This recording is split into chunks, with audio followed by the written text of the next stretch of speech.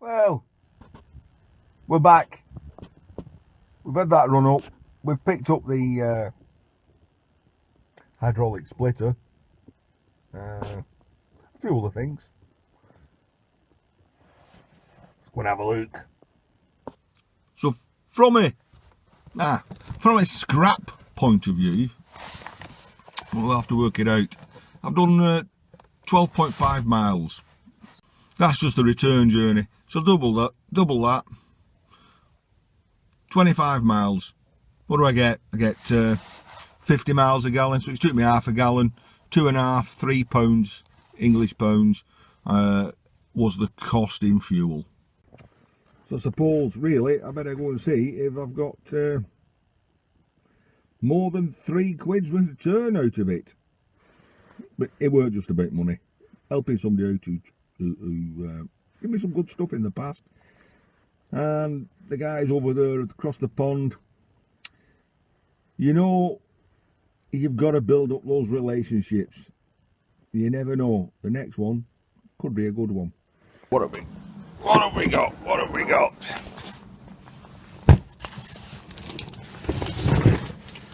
Well, there's the log splitter. There is a problem with it, he told me. Some welders broke on it. But decent sized motor on it. Tell you what, a box of goodies, but let's have a quick wander in here into the shed. Okay, well I need to move that wood burner there, make a bit of room. Look what I've got there. That's a future project in the making, isn't it, guys? Right, tell you what, let me move some stuff, see what we've got. Now, it's a big heavy box, about 30 kilos. Thanks, Phil. Thanks very much. Well, earlier videos will tell you, every one of those has got 10 pence worth of brass in them.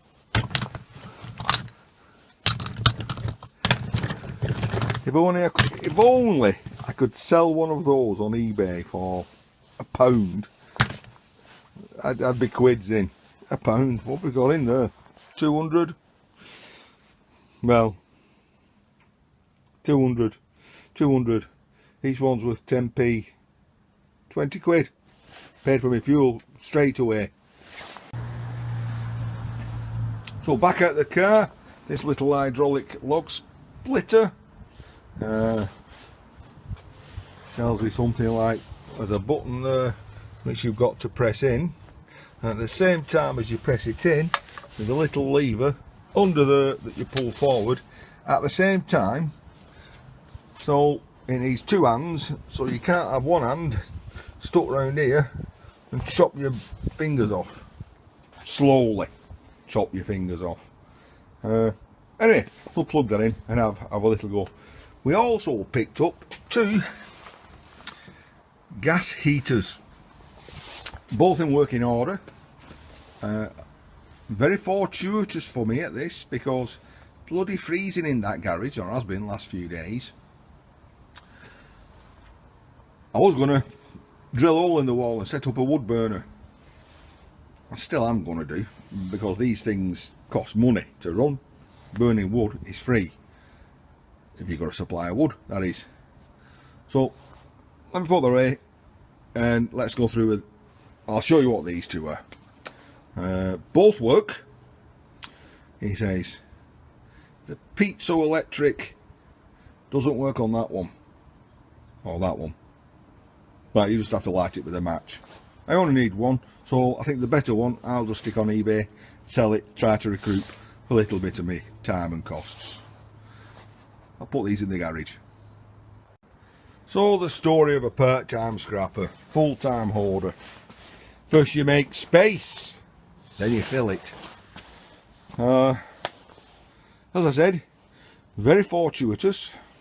Bit fresh in this garage at the moment. And they both work. So I'll pick the best one for myself. No, what I'll do, I'll play clever, smelt like a fox. look at the one that's worth selling, sell that, and keep the other one to warm this place up.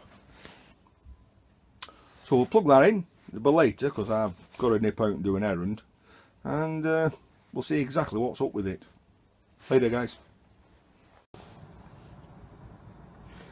Well, that weren't a quick errand, but I'm back. And I'm back, and I've brought myself some work home. You know, kids, bloody kids, what can I say about them? Been up to... Young lad's got one of these little moped type of things. Said it weren't running very well. So his mate convinced him to cut the exhaust off.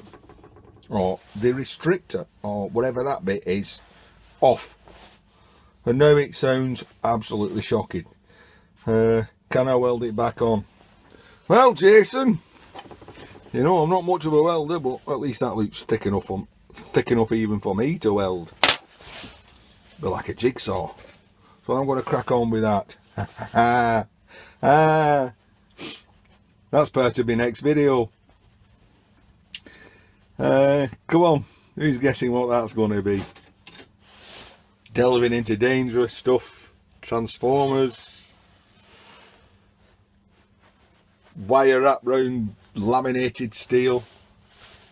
God, that's enough clues. That's enough clues for you. Anyway, that's not done yet. So before I can see if my fires work, I promised I'd do this for this young lad. For nothing, of course. For nothing. For the hell of it. For the welding practice, as always. Oh well, it ain't pretty. But it's on. And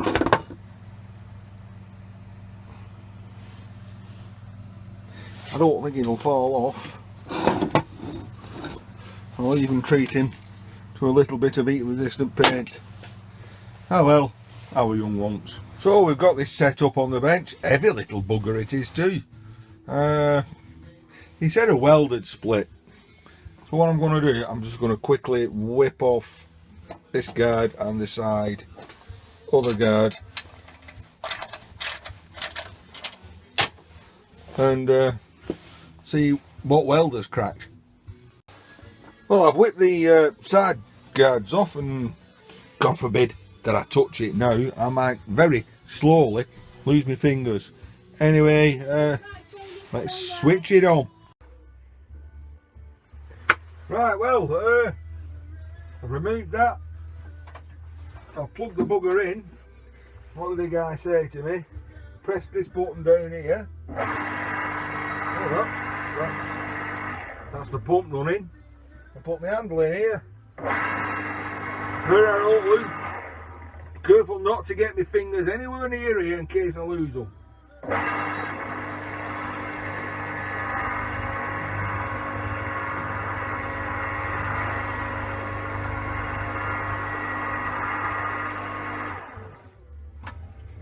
Well, I can see how you could really lose your fingers there, can't you? Oh well. There doesn't appear to be any weld broken.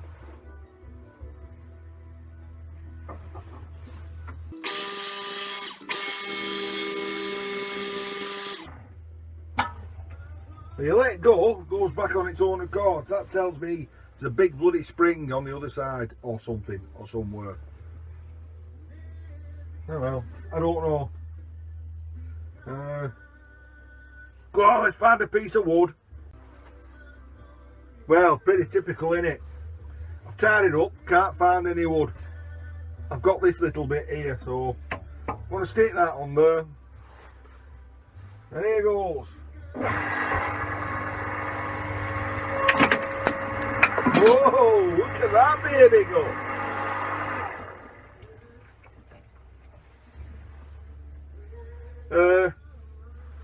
Look at that. Well, if you turn it upside down like that, I could put that on a clock. See what else I got. Well, you know me, I ain't going to leave it at that. If any of you are watching this and you was with us live last Thursday, Google Hangouts, you know, I thought, go and pick this up, might be able to make a brake press out of it. So now it's on my desk, I've got to know if I can do it. The stroke's way too long. I've had a little bit of think. I've got a big weight. I have a V-block. I've got a piece of hang line, which will do as my former. So the idea is going to be, that's going to be there. That's going to be on there. That's going to push forward into that piece of steel in between, see if it bends. As I said, the stroke is too long. So I've got this big weight, which is actually the gap bit out of a gap bed lathe. The bit you remove that goes underneath the chuck. So that will go in there. I'll bring that forward. That in front of that. That in there. Push it forward, bit of steel. See if it works. Right, I'm going to have a fiddle with that. Ha! Heath Robinson! Eat your heart out. I've had a change of plan, a little bit of a quick think about, and that's what I've come up with. So I'm going to stick a piece of 5mm steel in there and see if it forms it. 5mm might be a little bit too much for this machine. Who knows? I have a slight difficulty in that I need 2 hands to operate it. So I'm either going to cheat and do something dangerous, or I'll put you on the tripod. Right, okay. Now it'll work or it won't work. So without much further ado, piece of 5mm in between. I'm going to step back a bit for as I can get, and right,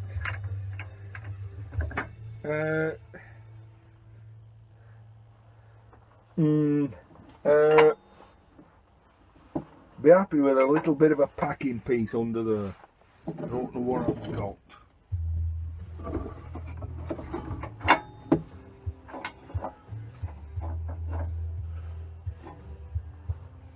One minute. Okie doke. Tiny bit of wood underneath.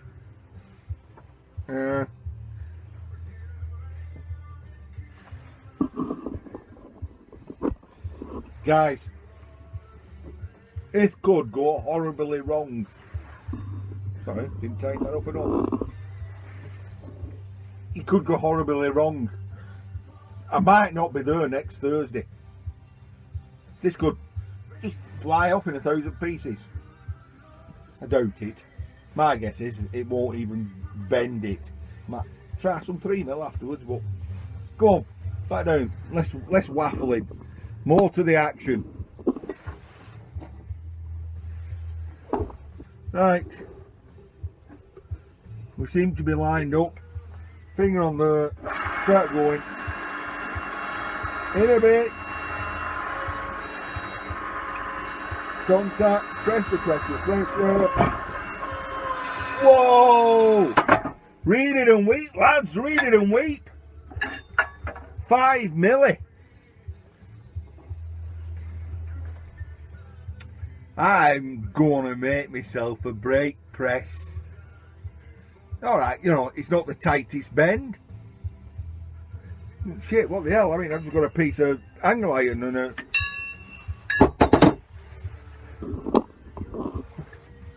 Winner, winner, chicken dinner.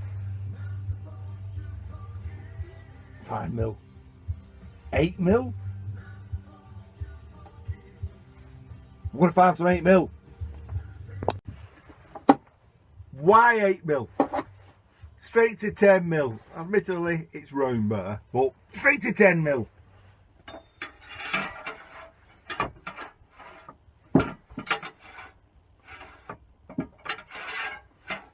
I'm struggling.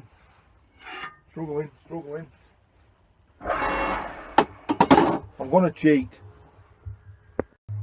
Right, I've cheated, done something, I won't call it dangerous, but bordering on the edge. So, I've got a clamp on there. If I switch that on, plumbing, I've still got both hands, meaning I can hold that and operate that. I'm going to take the pressure on.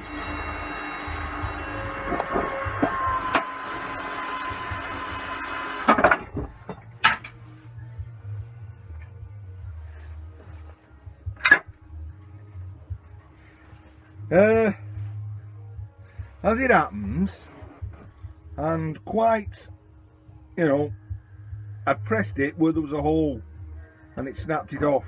So I'm going to do that again where there isn't an hole.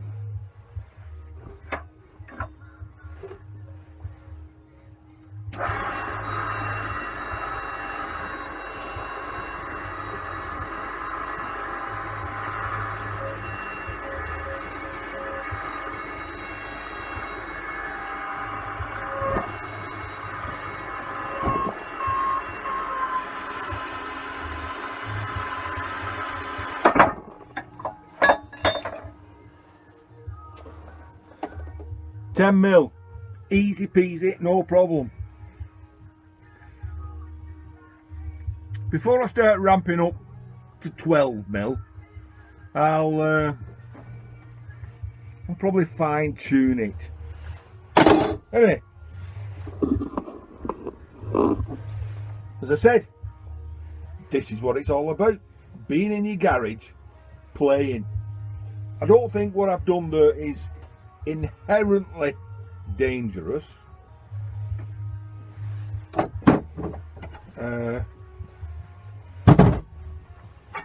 It's ow! I've got a steel splinter in there now. Not inherently dangerous. Maybe pushing the envelope just a little. Anyway, let's go check the heaters out because it's just started to freeze in here now. Right, I've only 4, 5, 6 meg left on my phone. This is going to have to be a quickie. Right, straight outside. This gas bottle. Bring it in a bit.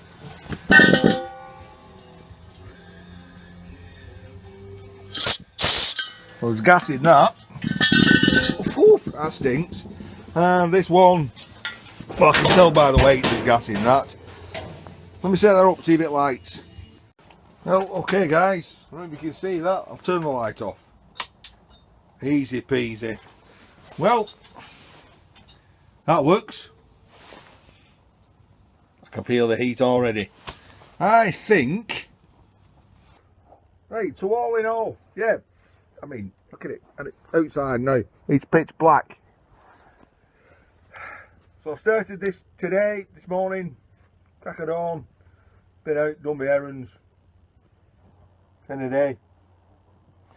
Got a new toy I can play with, got a box of plugs I can make some money with. I've got 2 heaters, one of them's definitely working. I'll try the other one again sometime.